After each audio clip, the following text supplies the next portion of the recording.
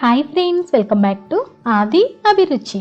ఈరోజు మనం chilli oil ఎలా ప్రిపేర్ చేయాలో చూసేద్దామండి. ఈ చిల్లీ ఆయిల్ వచ్చేసి నూడిల్స్లోకి అలాగే చికెన్ మీద పైన వేసుకోవడానికి చాలా టేస్టీగా ఉంటుంది.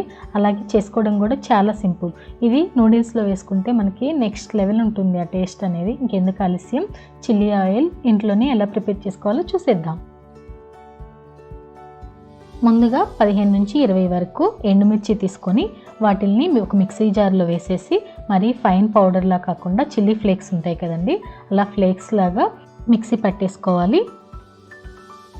చూసారు కదా, ఇలా ఫ్లేక్స్ లాగా పట్టేసుకుంటే మనకి చిల్లీ ఆయిల్లో ఆ ఫ్లేక్స్ అనేవి తగులుతూ ఉంటే పంట కింద టేస్ట్ చాలా బాగుంటుందండి. ఇప్పుడు ఒక కళాయి తీసుకొని అందులో కొంచెం దాల్చిన చెక్క, అలాగే 2 అనాస పువ్వు, ఒక నల్ల యాలుక్క, 2 టేబుల్ స్పూన్ల ధనియాలు, 2 టేబుల్ స్పూన్ల szechuan పెప్పర్, అలాగే 2 దంచిన వెల్లుల్లిపాయ రెబ్బలు వేసి అందులో 150 ml వరకు ఆయిల్ వేసేసి దాన్ని సన్నని మంట మీద బాగా కాగనివ్వాలండి నూనె అనేది.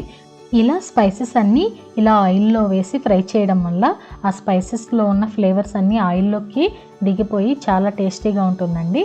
కొంచెం ముందుగానే వెల్లుల్లి అనేది బాగా ఫ్రై అయిపోతుంది, బ్రౌన్ కలర్లో రాగానే ఇలా తీసేసుకొని పక్కన పెట్టుకోవాలి. ఇప్పుడు మిగిలిన స్పైసెస్ అన్నీ ఫ్రై చేసుకోవాలి.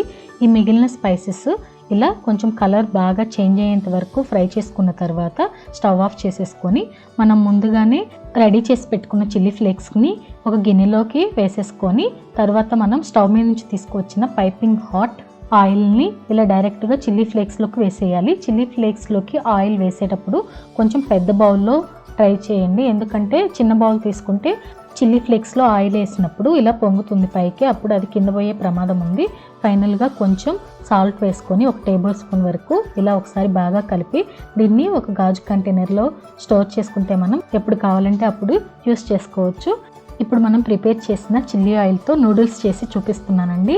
ఇప్పుడు నేను ఉడికించే నూడిల్స్ కూడా నేను ఇంట్లో ప్రిపేర్ చేసిన హ్యాండ్మేడ్ నూడిల్స్, అవి కూడా నెక్స్ట్ వీడియోలో పోస్ట్ చేస్తాను. మన నెక్స్ట్ వీడియో వచ్చేసరికి ఎంతో సింపుల్గా ఇంట్లోనే ప్రిపేర్ చేసుకునే హ్యాండ్మేడ్ నూడిల్స్ అనమాట. ఇలా నూడిల్స్ని బాగా ఉడికించుకున్న తర్వాత వీటిల్ని వాటర్ ఏమీ లేకుండా ఒక బౌల్లోకి తీసుకోవాలి సపరేట్గా. ఇలా బౌల్లోకి తీసుకున్న నూడిల్స్తో కొంచెం సాల్ట్ యాడ్ చేసుకోవాలి. సాల్ట్ ఆల్రెడీ మనకి చిల్లీ ఆయిల్లో ఆల్రెడీ నూడిల్స్లో ఉంటుంది, కొంచెం చూసుకొని యాడ్ చేసుకోండి.